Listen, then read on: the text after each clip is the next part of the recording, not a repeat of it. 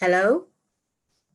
I wasn't sure whether someone was actually going to tell me it's okay for me to speak now, but I am speaking and hoping that that's fine and that's in order. My name is Michelle Asantwa, and it's an honor to be here this afternoon. I greet you all. I just wanted to let you know that I was invited by the advisory group, the slave trade advisory group, to perform a libation, as is customary before any such events that we as Africans organize collectively and respectively in our individual homes. Before I do so, however, I do need to ask the permission of anyone that's older than me who know themselves to be so, that it's okay for me to do the libation. I don't know how you can let me know, but whoever is there that can give me an assent, then I will go ahead to do the libation. And if you don't, I will assume that Arthur Torrington, who is here and I know to be my elder, is directly giving me my assent. Thank you, Steve, the events team for doing so. So libation, I just wanted to say quickly a little bit about libation and what that is for those of you who aren't aware of what it is. That is the way that we connect with the invisible presence in our lives. So those that are in the realm that we can't see, we connect with them still in our traditions. And so I give thanks for the opportunity, as I said, to be able to do that. And quickly to mention that this was a last minute invitation, which came to me on Friday. I am seeing that I'm being asked that I've got 3 minutes left. Well, I will gladly do as quickly as I can. However, I do want to say that this tradition that I'm enacting is exactly what this whole remembrance is about, because without such traditions, there can be no sustainable degree of understanding the struggle that is African, that is for Africans. And actually this event comes off the back of the Haitian Revolution and so on. So it is necessary for us to remember, as we're doing so, that such traditions are vital and valid and should be at the forefront. In saying that, I am also glad and grateful for Sadiq Khan, the letter that he sent to the grassroots organizations who are here collected in this exchange and this event, thanking us for the work that we're doing. And one of these organizations, which you won't know about, is called CADIS, which is the council, newly formed, a council of African and African and diasporic indigenous spiritual systems, because we are aiming to petition the parliament to have such traditions as African spirituality instituted and legalized. So there will be a link that I will ask this team to share with you so that you can sign that petition. We know it's not a petition that's yet the UK Parliament's version, but we need as many signatures as we can to enable that to take place. So with that said, and I thank Sadiq Khan for recognizing the work of the grassroots organizations. And likewise, I hope that he will support what CADIS is attempting to do. So this is the water in here is the light which I'm going to use to pour the libation. And this libation acknowledges the universal force that is the creator, the supreme being, whichever tradition, whichever name you call that by. And that in our African traditions, there are many names. One of them is Ludumari, one of them is Nzambi, one of those is Amun, one of those is Nyame. So we call on that creative force to be with us today as we pour libation, that this event will be a successful one, will be a one that fully and truly represents those ancestors who had struggled so that we might be here, and so that we can also remember the fact of the struggle and what more we need to do. So I pour libation to those ancestors of the remote past whose names are lost to us, but their struggle that we might be here is remembered, especially those in the slave trade. We remember you and we acknowledge you, Ashe, Ashe. And also I'd like to pour libation for our respective ancestors, for all of you who are here that I can't see, but are part of this audience, and also those speakers. We pour libation and we acknowledge the presence of your ancestral energies and ask that you enable us to be a contributing force going forward in acknowledging what we need to do for our continued survival as African people. I pour libation in your name and in your honor. Ashe, Ashe, Ashe. Thank you.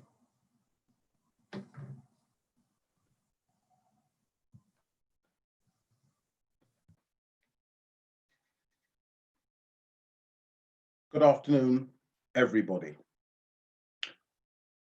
On behalf of Legali, on behalf of the Black Cultural Archives, of Wonder Nation, of Remembrance Day, and of the Equiano Society, I'd like to welcome you to this Mayor of London's special commemoration of the UNESCO Day for the Remembrance of Enslavement and its abolition. One small point of order that I've been instructed to share with those of you who would like to enjoy the British Sign Language, which is being signed by Audrey on our left. If you could click on the pin button. Those of you who would like subtitles, please click on the caption button. This day is a very overlooked, a tragically overlooked series of events. As Michelle mentioned, it's about remembering, not in an abstract sense, but a very real one. It's about bringing the past to us. Literally, in the spirit of Sankofa, we are looking back in order to pave better, more functional roads for ourselves in the future. Of course, when we're looking in the past with this event, we're looking, as Michelle flagged up perfectly, to the events in Santo Domingo, 23rd of August, 1791, when you saw the uprising that would lead ultimately in 1804 to the establishment of the first free Black independent republic in the Western Hemisphere. We mention this because the themes that we'll be examining today and the bezel really, or the jewel of this event, is that we are focusing on independence, on self-liberation, on acts of resistance. To be crude, there's not much kumbaya here, but we are looking at acts and methods of self-liberation and self-creation.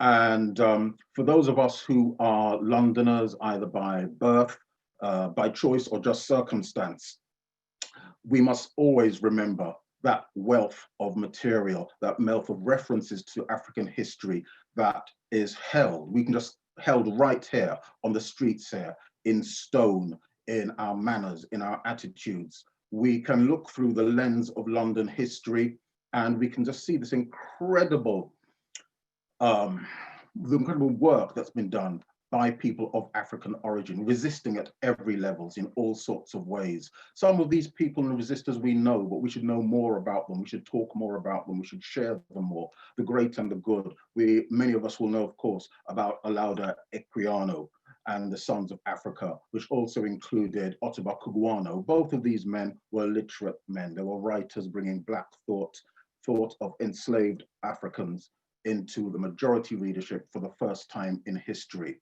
Extraordinary people. Equally, Robert Wedderburn, who had a whole other vector of analysis when it came to self-definition, uprisings, etc. But we don't have just to look at the great and the good. We can also look at the numberless hundreds and hundreds of Black people in London during the period of enslavement who took this most extraordinary decision, a decision to chart their own course, create their own future, their own identity.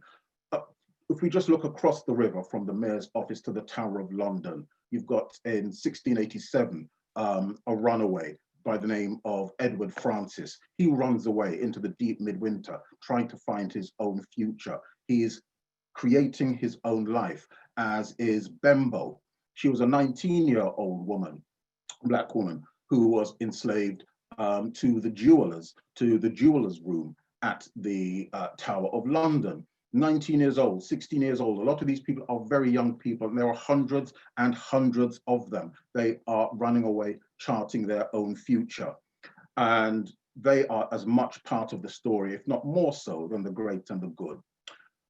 At which note, I would invite you to join with me and enjoy a piece of music by another London-born son of Africa, Samuel Coleridge Taylor. And it's a piece of music that I suggest prompts reflection on the more than 3,000 slaving voyages that left for Africa from the banks of the Thames.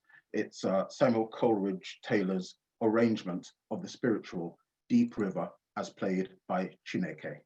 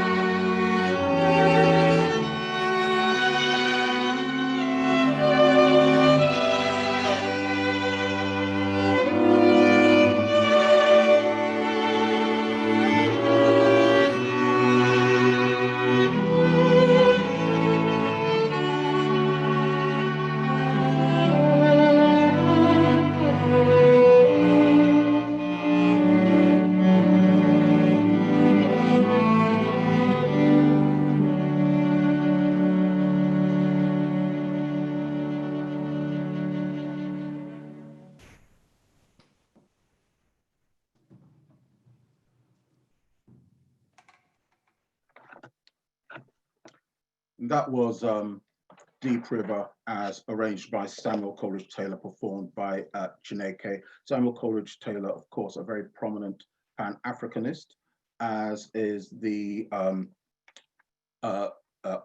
piece of poetry, which was written by the next creative artist, Kamal Sami Miller. He's reading the poem entitled This Poem, which was written by Muta Beruka.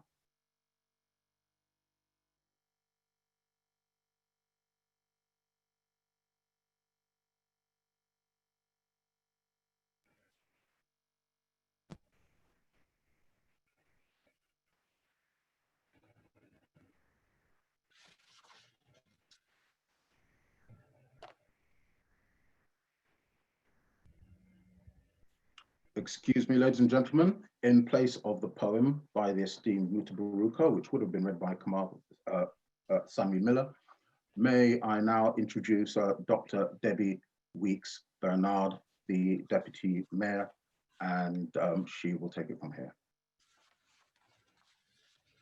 Thank you so much, Stephen. And thank you also to all of you for joining us today for this incredibly important event. I'm not sure if you can all hear me, but if you can, I'm so glad that you've been able to join us at an event which both Stephen and Michelle have referred to as being incredibly important and uplifting, and I'm really glad to be part of it. I also want to join Stephen in thanking those who co-curated the event today. And that includes Slavery Remembrance, Black Cultural Archives, the Equiano Society, the Gali Nation, and indeed the Mayor of London. And the Mayor of London, unfortunately, is unable to be here with us today, but he has sent a message that he'd like to share with all of you.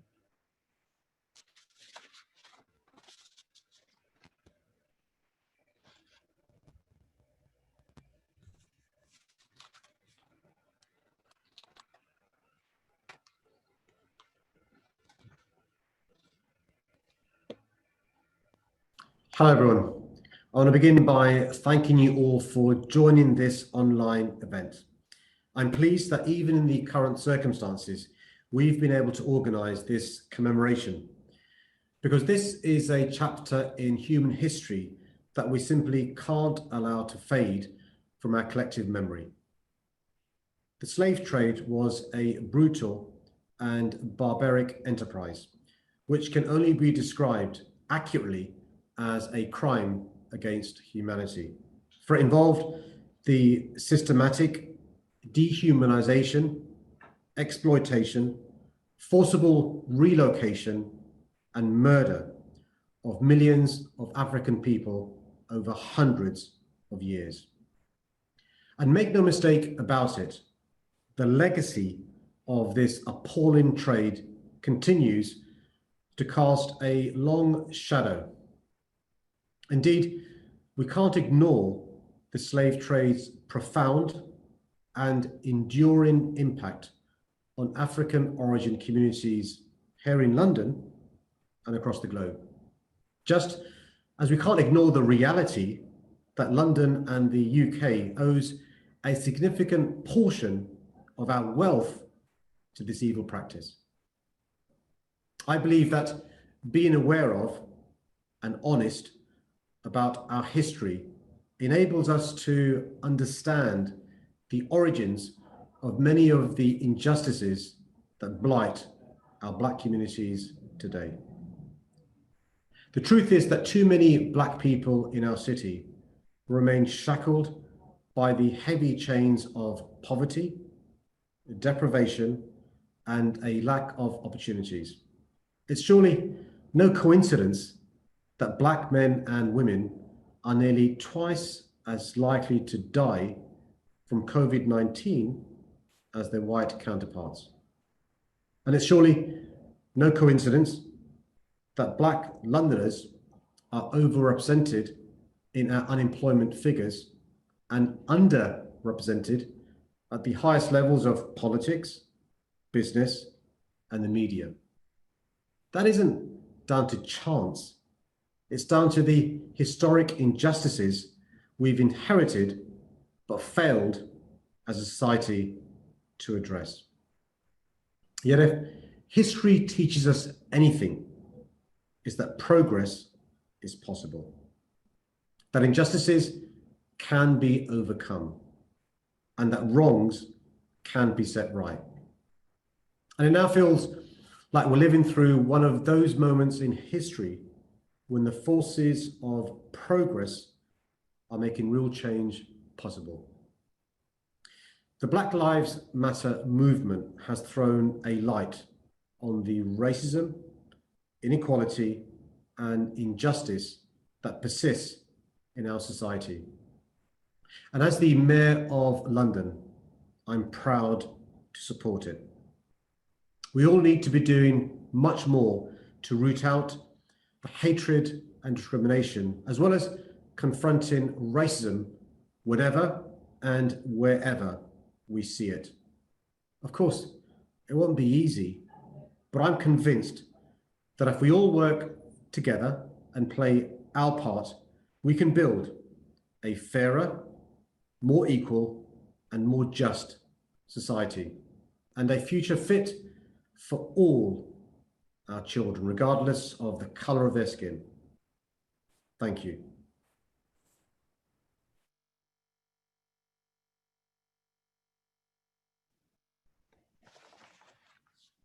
Thank you so much to the Mayor for that message. And I'd just like to reaffirm some of what he said to all of us, which is that tackling the toxicity of the legacy of the transatlantic slave trade is something which we are incredibly attuned to at City Hall. It's both a political priority, but it's also a personal one. And whilst this day is an incredibly important one because it gives us that opportunity to say thanks to our ancestors for giving their lives to overthrow the tyranny and the crime against humanity, which was the transatlantic slave trade. It's also clear that we are celebrating this day under circumstances not of our choosing. We ordinarily would have the opportunity to see each other face to face. And clearly the virus, that is COVID-19, has had an incredibly devastating impact on many communities. Not only has it disproportionately impacted on those from Black, Asian, and minority ethnic communities, but it has also led to an incredibly high loss of life from our Black communities. But at the same time, I think what is incredibly important is that it's not just COVID-19 in which we are celebrating and thinking about and reflecting the contributions given to us by our ancestors, but also the fact that it took the senseless murder of a defenseless Black man in America to open up a much needed conversation about the legacy of slavery and the impact of systemic and structural racism, which impacts on the lives of Black communities. And it shouldn't have taken his loss of life for that global conversation to have been opened up, but we are here and we should use this opportunity to raise our voices about the violence to which far too many Black communities are experiencing their lives on a daily basis, and the link between that daily violence and the daily violence experienced by our ancestors during the transatlantic slave trade, because herein lies the legacy. I want to just reflect very briefly on something that the Mayor said. He talked about the work that we are trying to do to address, where we can, some of the inequities to which Black communities are subject. And one of those is the Commission, which is looking at the diversity in the public realm, which gives us an opportunity to properly look at where it is that we can celebrate and commemorate not just our ancestors, but also the contribution of Black individuals and communities to London and to the UK. And whilst this debate has become something which has focused on the extent to which we need to take down some of those statues and memorials which are commemorating men who got their fortunes on the backs of Black bodies. I think what is also incredibly important about that commission is that it will give us the opportunity to think about what we need to put up, what we need to do to properly remember and commemorate and celebrate the contribution of Black communities to London. But it's also about more than that.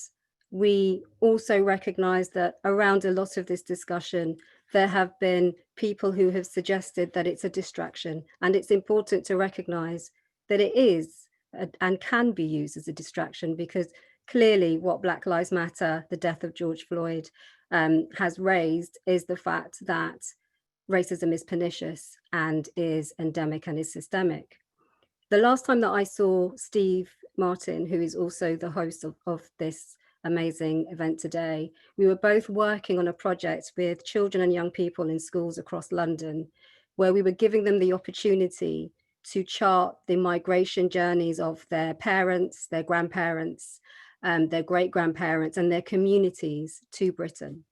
And what was important about that piece of work was that it was something which was for all children regardless of their background, to be able to understand not just the importance of history, but the importance of the role that Britain played in the transatlantic slave trade, as well as thinking about all the different ways in which different communities have come to this country. And I think what's incredibly important about that is that it enables us to recognize and to help children and young people, and indeed adults, to understand that British history is not just something for a certain section of community, it's for all of us, but also that history was not fair to all people. It wasn't equal for all people. And Britain's role in restricting the liberty and the freedom and the dignity of Black communities is something that all individuals, regardless of background, need to know about. And it's something that we know that many of our political leaders also need to acknowledge and remember. The final thing that I want to say, therefore, is that it's incredibly important for us to use this day and the work that so many of our amazing partners are doing in this space to recognize that remembrance is both about the past, but it's also about the future. And in remembrance, we have to look ahead. So I'm just going to end by saying that we also need to continue to recognize, to remember, and to celebrate our diaspora. And we will continue to strive for change. Thank you.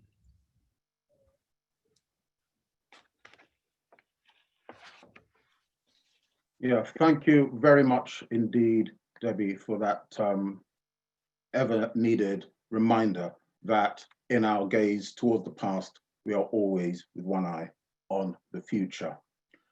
On which point I'd like to introduce our keynote speaker for this afternoon, who will no doubt cast a beady eye on the past.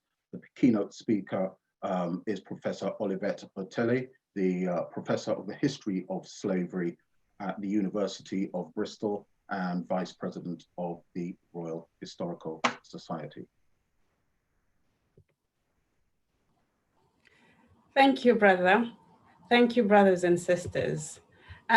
It is a huge privilege for me to deliver this address and celebrate this day with you all. Thank you, Mayor Sadiq Khan and Dr. Debbie Wicks-Bernard and her wonderful team for inviting me. I would like to tell you about history writing and history telling related to transatlantic enslavement. I want to look at these points because the way that history has been written, taught, and told have played a role, a crucial role, in the way we remember or forget certain aspects of that traumatic past.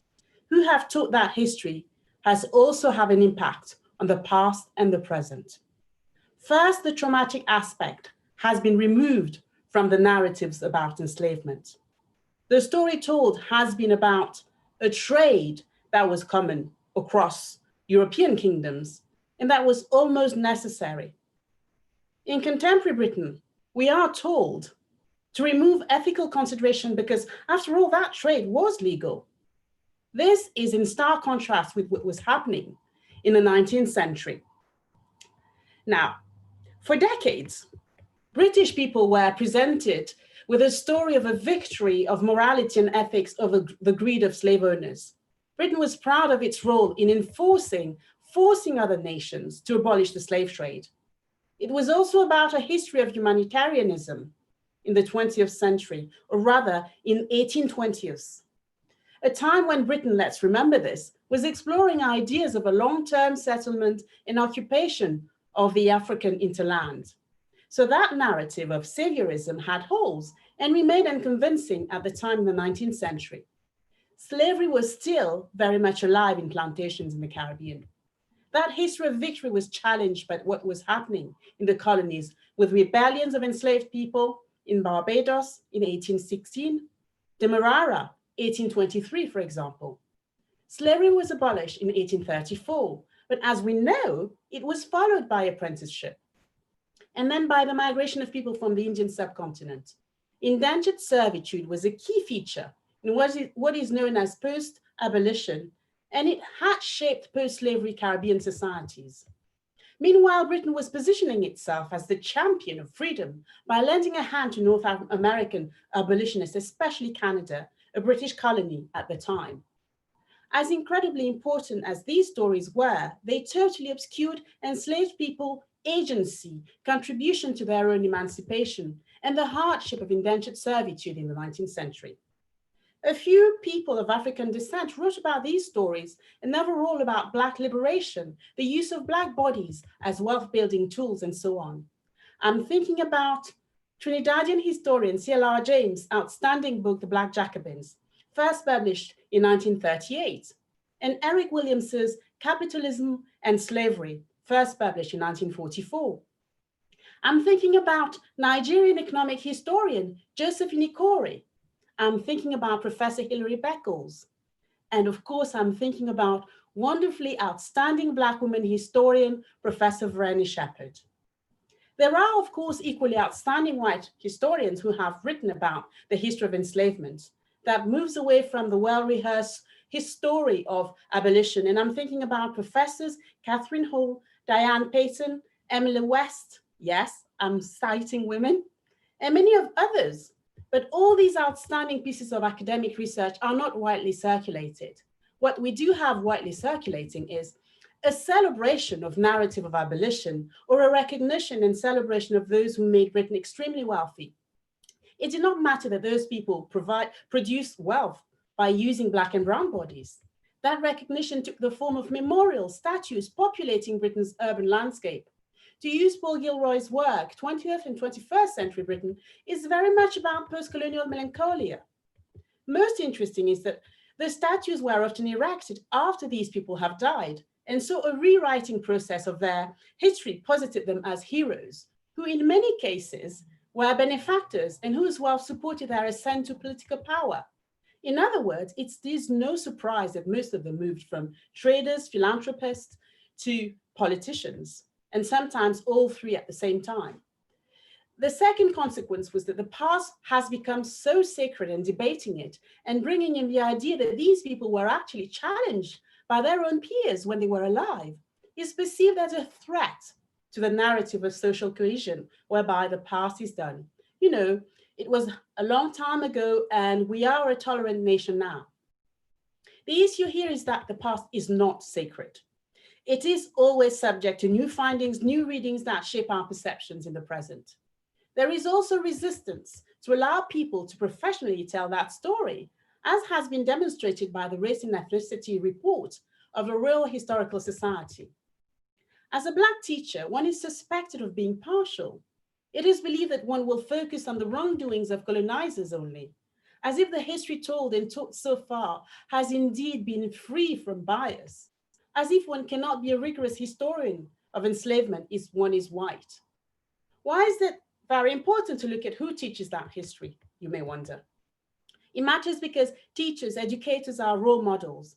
Black and brown children and young people need to see people who look like them in the education system and at all levels, so that they can believe that they too can achieve excellence no matter what discipline they choose.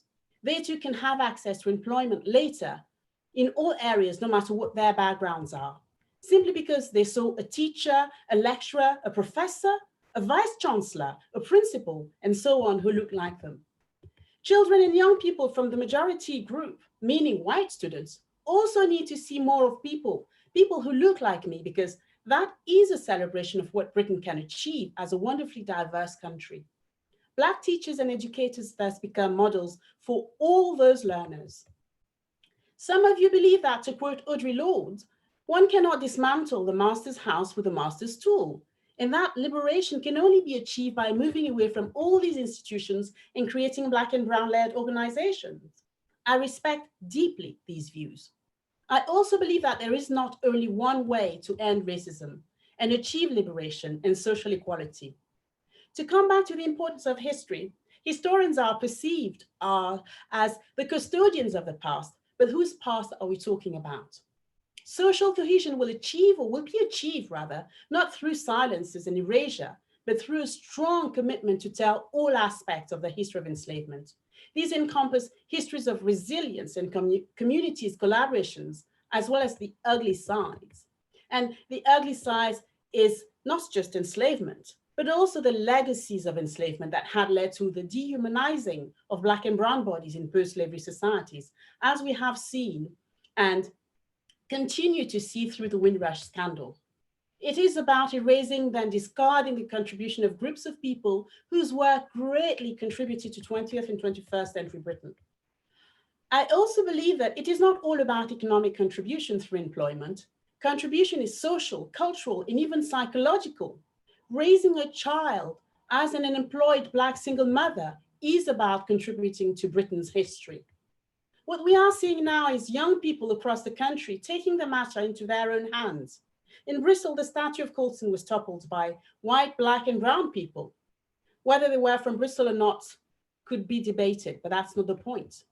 What is, however, certain is that Generation Z or Z will push the boundaries and act when dialogue stalls. We also have seen that Black Lives Matter movement counts several Asian and white activists. In Bristol, the mayor, Marvin Rees, has set up a history commission. And prior to that, there was a legacy steering group, and there still is, led by Councillor Asher Craig, a strong woman, that has been working on thinking about future memorials in Bristol. In Wales, the First Minister has appointed Professor Charlotte Williams to lead a team that is now working on including Black history in the curriculum. And wonderful Gaynor Legal has been appointed to lead the team that is conducting an audit on memorials that have connections with the history of the transatlantic enslavement. We need to act as a matter of urgency and look at the legacies of the past. These also include racism, social and racial inequalities, discrimination, exclusion, poverty, and the consequences on health, mental health included. They affect so many people and have been worsened since COVID-19. We need to teach the story of slavery and their abolitions, as well as the history of resilience and Black liberation. We need to teach the history of memorialization of the past, as well as the story of the impact of that past on Black and brown bodies. Teaching that history tells about the power of survival and collective action as a force for good. We must add these to the curriculum and change perceptions about enslavement, power, gender dynamics, and agency. I know we can do this. More than ever in these troubled times, we need to work together.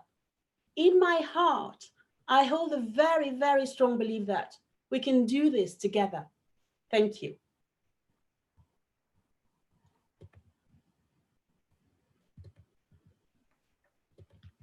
Thank you very, very much indeed for those insights, Professor Otelli.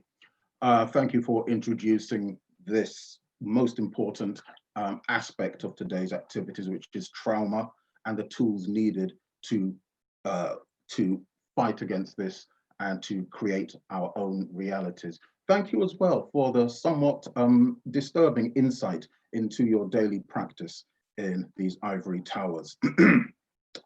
It now falls upon me to introduce Lanir Adiremi, who will be reading a poem by Mutabaruka entitled This Poem.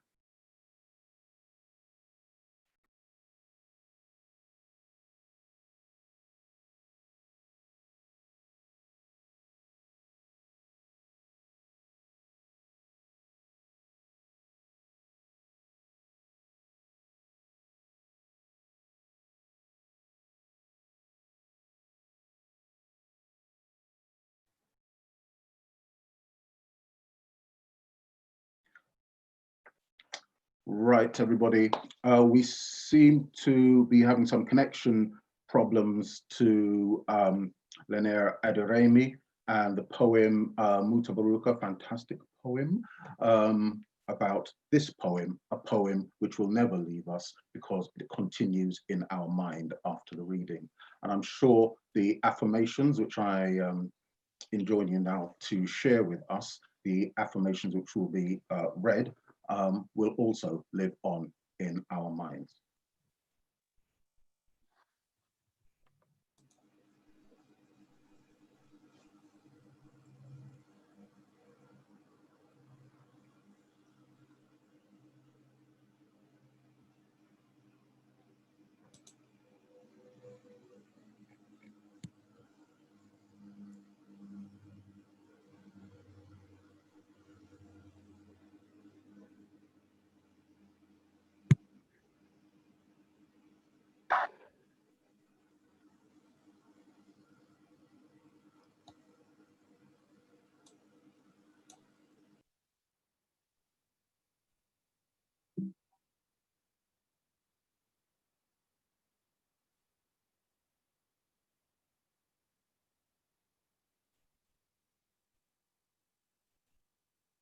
Good afternoon, everyone. Sorry, I hadn't realised I was live there, so apologies for that. I hope everyone has enjoyed the event thus far. Before we go into the affirmations, I'd just like to go back and reflect on why we're specifically remembering this date. So on the night of the 22nd to the 23rd of August 1791, men and women kidnapped from Africa and sold into slavery in Santo Domingo, now known as Haiti, and the Dominican Republic, rose up against the slave system and won their freedom. The revolution was led by former enslaved African and General Toussaint Louverture, Dutty Boukman, and Cecile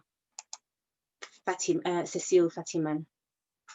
The revolution saw Haiti become the first independent sovereign nation state of Latin America and the Caribbean, the second republic in the Americas, the only nation state in the Western Hemisphere to have defeated 3 European superpowers, Britain, France, and Spain, and the only nation state in the world established as a result of a successful slave revolt.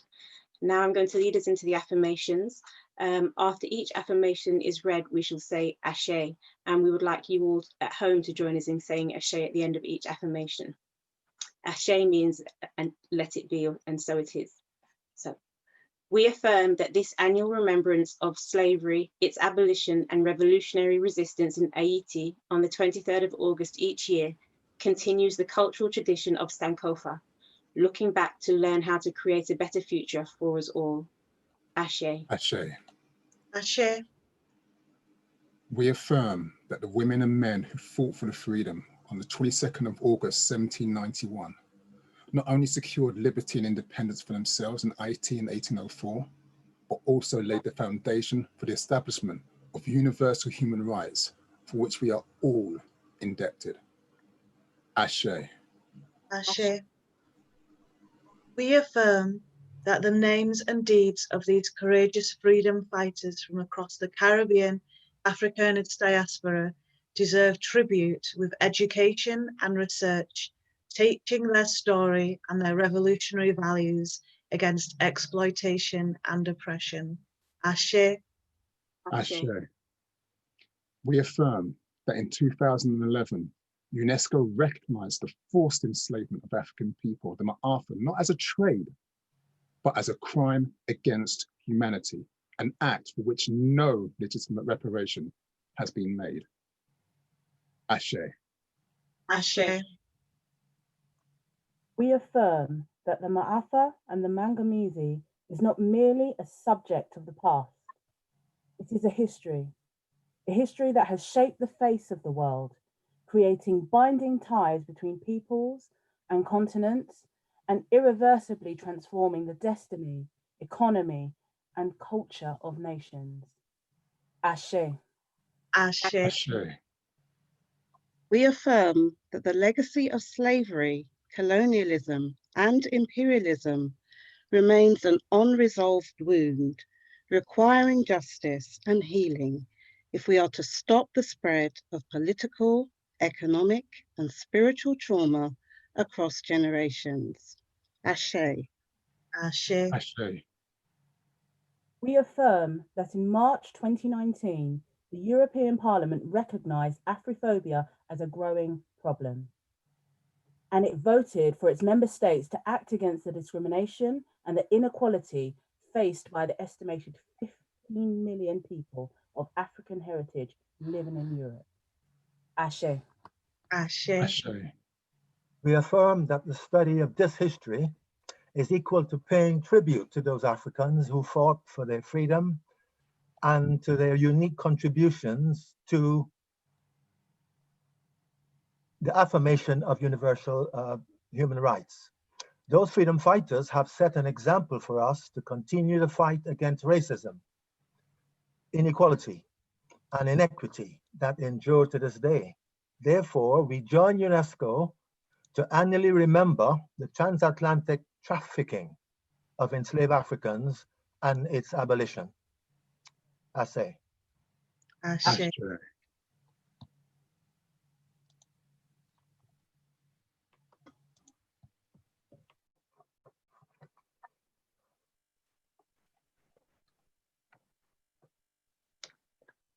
And by way of moving towards a close to these events, both celebratory and more importantly commemorative, I'd like to share with you a small gift, and that gift is the gift of remembrance, the gift of remembering that untouched legacy which has been bequeathed to us, those of us who are here whether by choice, by birth, or circumstance, those of us of African origin who have access to the words of those who have passed before us. There will be more of this anon, but first let me introduce you to Shizal Lang from Slavery Remembrance, who will add notes to this.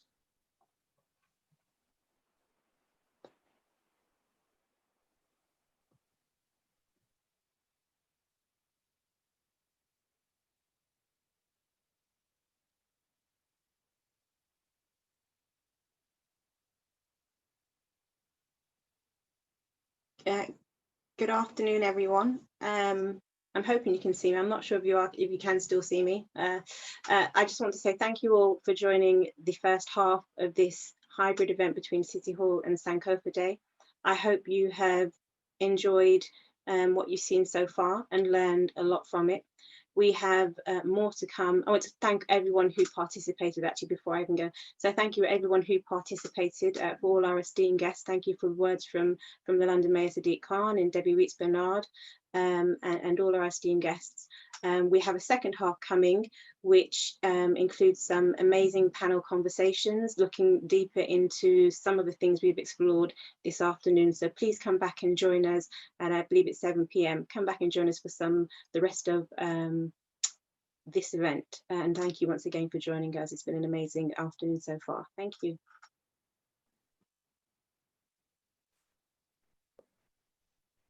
And as we move towards the close of this part of the proceedings, I'd again thank you for spending your time with us. We are going to soon be hearing the music once more of Chineke, who will be playing a piece entitled Outro, Callaloo versus Soca. But in parting, I would strongly recommend that all of us who I say are here by choice, by birth, or circumstance, that we look into this vast repository of literature that is at our fingerprints, at our fingertips, material that we can look at, blueprints, tools that were written by people like Equiano, by Kuguwano, by Robert Wedderburn, and many other Black men who experienced and observed enslavement firsthand. This is an untouched legacy, which is the property of us all. And I think it really behooves us to adopt the intellectual and attitudinal framework which those who have passed before us in these islands have laid down. On which note, I will now pass you over to Chineke as they play Outro, Callaloo versus